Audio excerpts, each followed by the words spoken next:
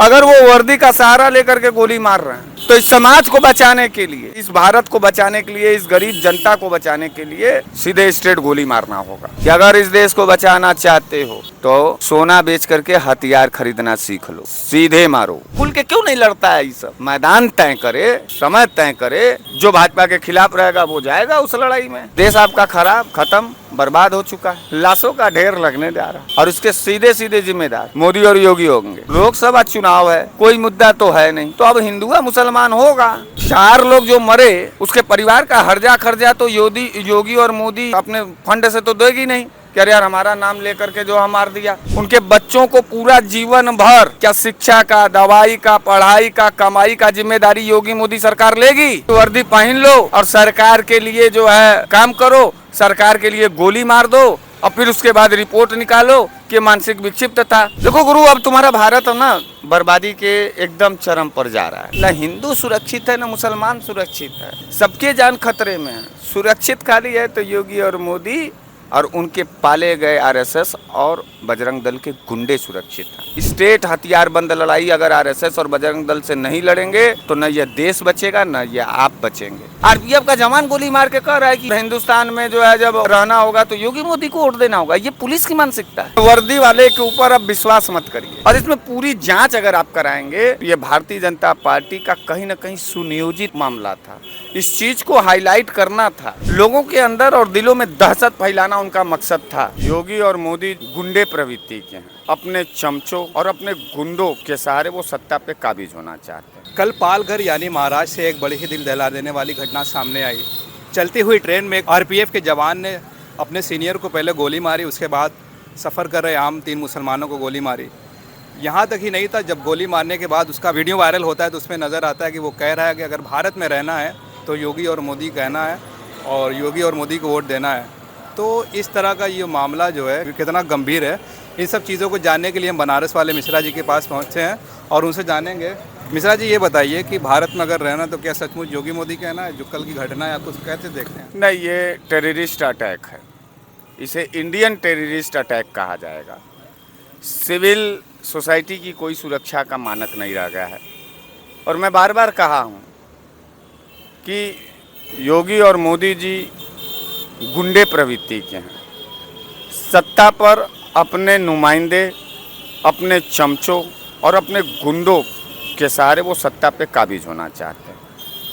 मामला ये है कि ये उस सिपाही का जब आप निकालेंगे डिटेल तो निश्चित रूप से वो कहीं आरएसएस और बजरंग दल के जहरीले विचारधारा से वो प्रभावित होगा। कोई भी इंस्पेक्टर, इसका ये मतलब है कि अब आप थाने में भी वर्दी के अंदर वाले आदमी को भी शक के निगाह से आप देख सकते हैं। यह जो कलंक लगा है भारतीय पुलिस, भारतीय आरपीएफ पर, भारतीय सेना पर, ये सबको आप सशंकित करने वाले, मतलब शक के निगाह से देखने का ये है। और इसमें पूरी जांच अगर आप कराएंगे तो ये भारतीय जनता पार्टी का कहीं ना कहीं सुनियोजित मामला था। इस चीज़ को हाईलाइट करना था, लोगों के अंदर और दिलों में दहशत फैलाना उनका मकसद था। वर्दी के अंदर गोली मारना, और ये पहली घटना नहीं है। याद होगा आपको CANRC का वो दौर, तमाम फोटो वायरल हुए थे। पुलिस के वर्दी में आरएसएस और बजरंग दल के लोगों को हेलमेट और पुलिस की वर्दी पहना करके दिल्ली के अंदर बेतहाशा पीटा गया था आंदोलनकारियों को। किसान आंदोलन में भी यही ट्रैक और टैक्टिक्स अपनाया गया था। तो निश्चित रूप से यह जो पूरी की पूरी जो भाई देखने के बाद जो तस्वीर आ रही है वो अब हिंसात्मक होने जा रही है। मैं देश की जनता से यह कहना चाहता हूँ, मैं देश की जनता से एक बात खुले तौर पर बता देना चाहता हूँ कि पुलिस के ऊपर अब, माने वर्दी वाले के ऊपर अब विश्वास मत करिएगा।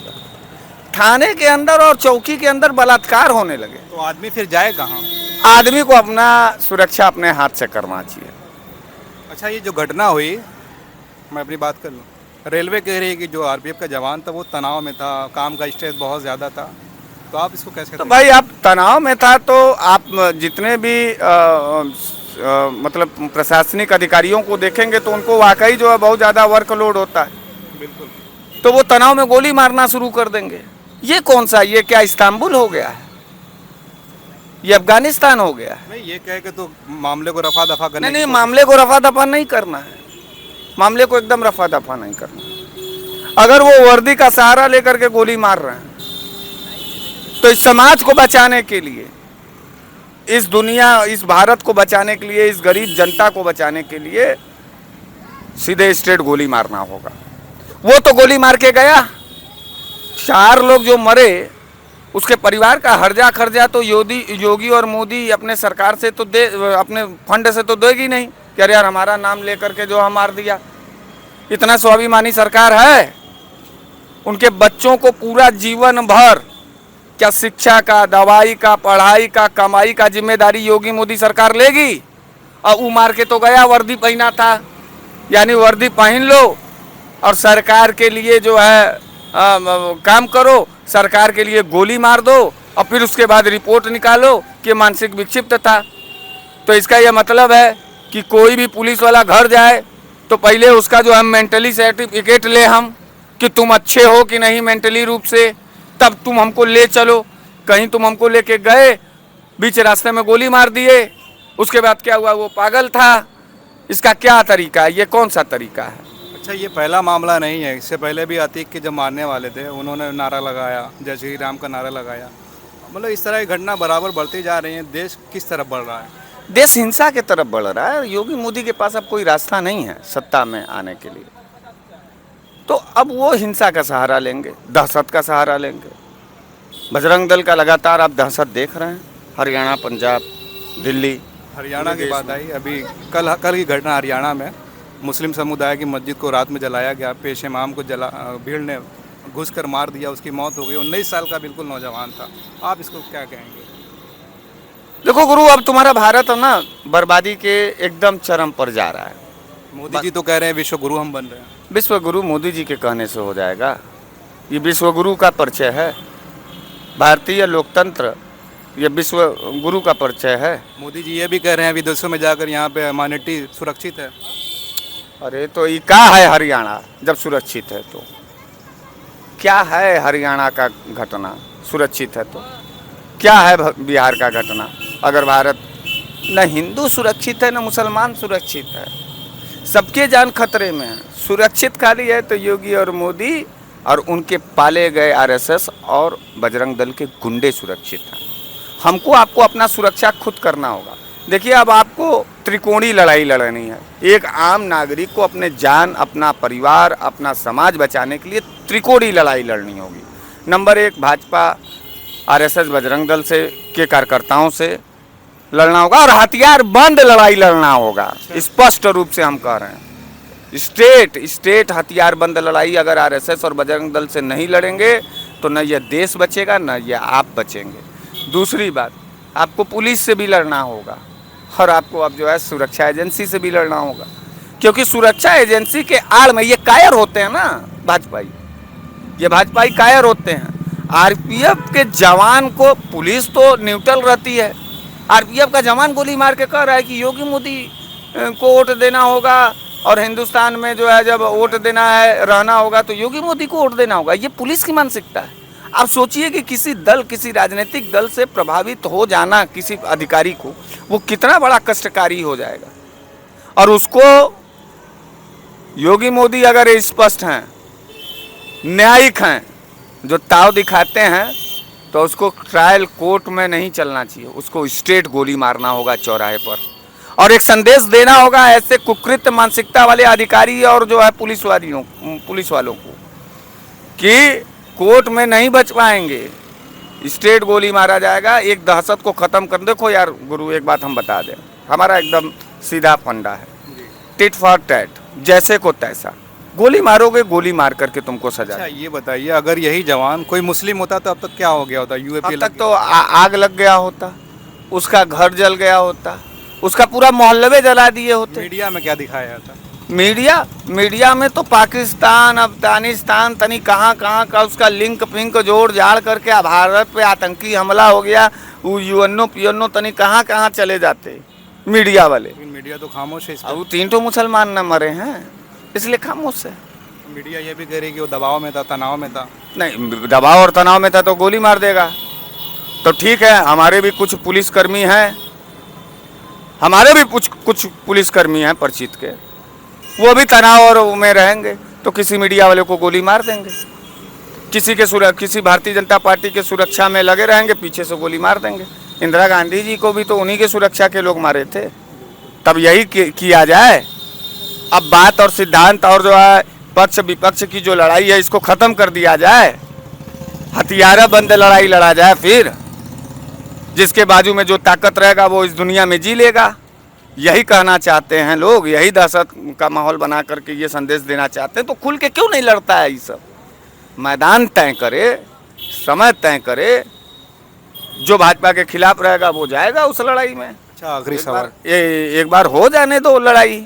आखिरी सवाल मेरा, ऐसे गुट गुट के जीने से बेहतर है कि क्रांति करने का आगाज होना चाहिए और गोली मारने वाले को गोली मार देना चाहिए। आखिरी सवाल मेरा, ये सब देश का जो माहौल है ये जाकर कहाँ रुकेगा? चुनाव भी आ रहा है। नहीं, ये जाके कहाँ क्या रुकेगा? देश आपका खराब, खत्म, बर्बाद हो चुका है, लाशों का ढेर लगने जा रहा, और इसके सीधे सीधे जिम्मेदार मोदी और योगी होंगे। और जो ये आरएसएस और बजरंग दल के नौछुटुआ जो गुंडे बन रहे हैं ना, ये भी मारे जाएंगे, इनके भी घर जलेंगे और इनके भी परिवार जो है बर्बाद होंगे। उनके परिवार के बच्चों को कौन पढ़ाएगा लिखाएगा? कौन देगा? क्या योगी मोदी देगा? कभी नहीं देगा।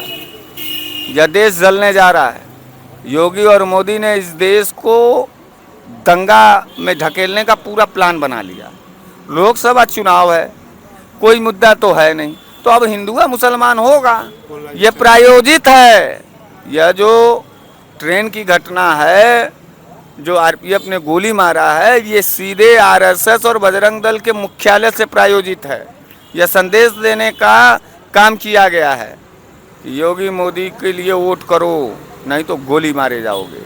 और जो लोग वोट नहीं करने वाले हैं, मैं उनको आपके इस वीडियो के माध्यम से, आपके इस इंटरव्यू के माध्यम से संदेश देना चाहते हैं कि अगर इस देश को बचाना चाहते हो, अगर इस देश को सुरक्षित रखना चाहते हो, तो सोना बेच करके हथियार खरीदना सीख लो।